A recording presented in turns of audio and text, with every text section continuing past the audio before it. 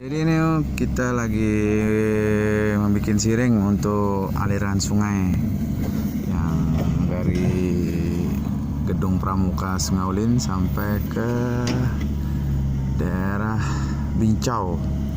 Sehabis bikin ini nanti ya nggak tahu nanti kirim kemana lagi nih. Anggaran didapat secara pribadi dari PT Karawang, PT Percetakan Uang Kertas. Ya, tapi kalau lahannya tetap punya nama-nama. Jadi kalau lahan yang ini punya Pak Sukiman almarhumah Purnamirawan, ukuran kurang lebih 10.000 meter. Kalau yang di sini ada juga punya Pak Mustaram apa Taram jenenge? Mustaram.